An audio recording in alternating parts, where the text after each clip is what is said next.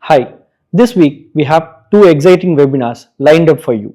First is how we played sectors. In this session, I'll walk you through the sectoral strategies we've employed, focusing on our calls in pharma, PSU, and infrastructure. And the next one is human life value, your key to smart investment decisions. The webinar will delve into the concept of human life value and how it serves as a foundation for making informed insurance decisions. We look forward for your participation.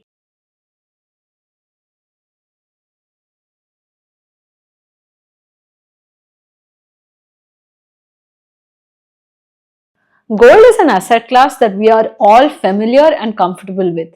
For many of us, gold signifies safety, it signifies stability during periods of crisis, it signifies liquidity in the, times of personal trouble, and it tends to be the thing that holds us together. And across all cultures and civilizations, gold has had a very important role to play in terms of being a wealth creator.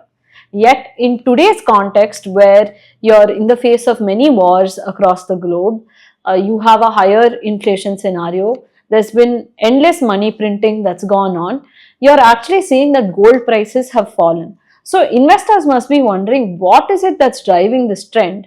Because if we look at month to date in terms of dollars, gold has lost almost 3.7%. And if we look at the decline from the US election result date, that's been about 3%.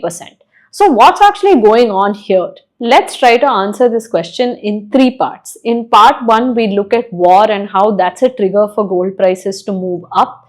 In part two, we're actually going to spend some time understanding what happened in the US in terms of both their economics as well as their political scenario.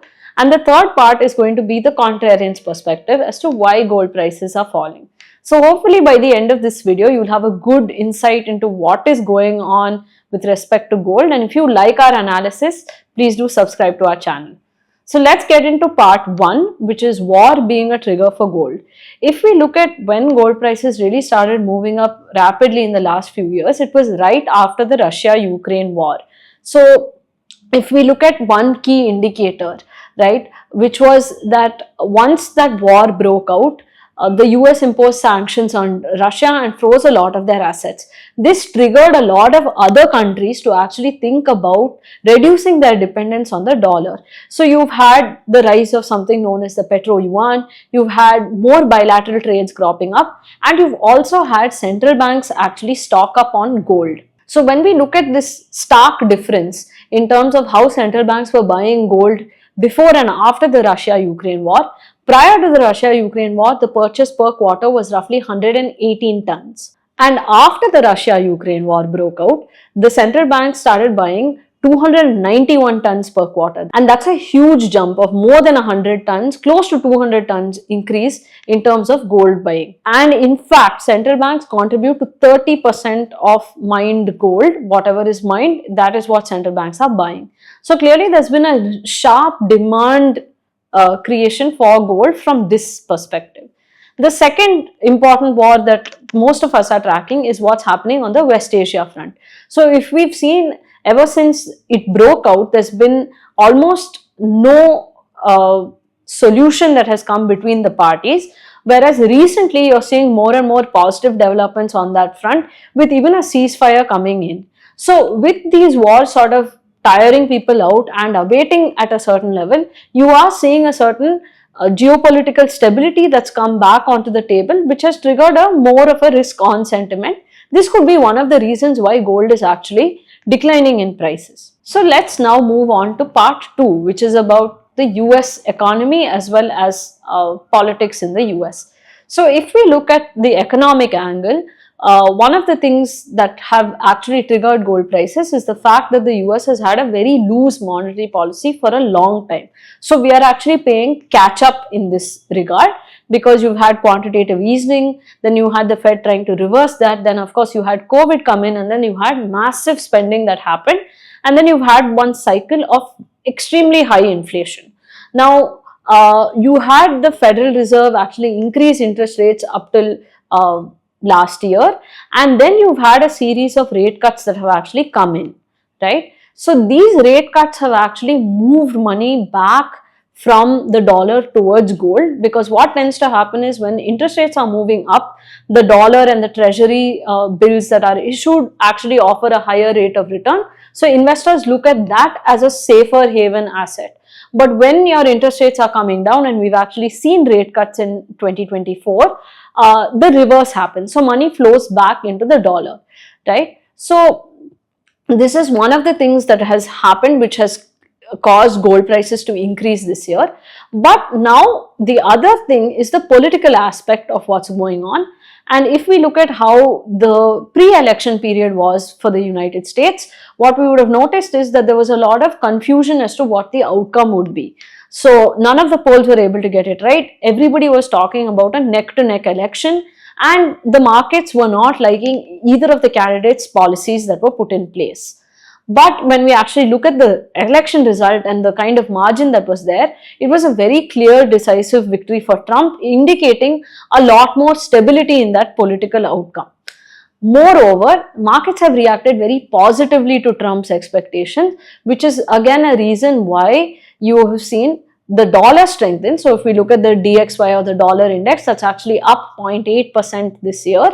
And if we also look at the dollar versus say our own currency, which is the INR, you've seen the rupee depreciate against the dollar. So on one side you have a stronger dollar, meaning more money is flowing into that side of the market rather than a safe haven asset like gold. So there is a certain risk on sentiment that has come in with the election outcome. And this brings us to part 3, which is the contrarian perspective. So far, whatever we've discussed has been a reasonable explanation as to why gold prices have actually declined. Because on one hand, you have geopolitical stability coming back onto the table. On the other hand, you have a more stable regime in the United States, and something that investors as well as market participants perceive to be a regime where there is less risk of a recession, there is less risk of political instability, there is more economic hope that is there in that scenario. So what is the contrarian's perspective in this case? So first let's talk about war, right? The kind of wars that have been breaking out in the world today are things that have gone on for a few years and that haven't had a clear resolution path. Even today, what we are seeing is only a temporary sort of solution. You don't actually have permanent solutions. These problems are multidimensional, and at one level we have to be mentally prepared that maybe markets are reacting too much too soon and may even retract what they have done today, right? So that is one perspective for what's going on. The second thing is, when we look at the US election, yes, Trump does have a clear decisive victory, and that does mean that there will be more stability in terms of who voted him into power. If it had been a very neck-to-neck outcome, there could have been a lot of dissent and difficulty in passing certain laws or bills into action. But given where we are today, what we need to understand is, regardless of what policies Trump brings in, every policy of his has an inflationary angle to it. So whether this is with respect to tax cuts that he's been announcing for US residents, or if it's with respect to tariffs that he's going to impose on trade partners, or if it's even with respect to onshoring, that is bringing jobs back into America, along with that whole Make America Great Again campaign, all of these policies are actually inflationary. Let's talk about why this is the case. The first is, if we look at tax cuts, automatically that reduces the availability of funding for the government, which means they have to borrow more from the markets, and that is a form of quantitative easing in itself, and that's one of the things that brought gold to the price levels that it is at today. If we look at tariffs as well as onshoring, both of these things are inflationary in the sense that, one, on onshoring you will have to increase wages, which can again sort of increase inflation. And when you're looking at tariffs, you're going to make goods which are produced cheaper outside of the United States become more expensive in the United States, again increasing your inflation rates. So all of these policies, while they do have their positives, will eventually result in a certain level of inflation which is higher than the longer term average that we've seen. So this is one thing to keep in mind in the contrarian perspective. And the third element, which is probably something that very few people have noticed, is the fact that there are short coverings that are happening in the market, which is to say that Trump's victory came as a surprise to both global as well as US market participants. Most people were expecting some sort of neck to neck outcome, and there was a lot of uncertainty as to who would come into power. When this event happened, there was a sudden flip in expectation. So we are no longer looking at a scenario where you're in a recession, you're going to continue to see a lot of rate cuts, and this is something that's come up even after the election outcomes, that Federal Reserve rate cuts are going to slow down in pace. So there is a sort of bounce back that happened, and when a lot of short trades need to be covered, what tends to happen is selling happens across the board. It doesn't happen in specific securities. It even happens in securities that are doing well.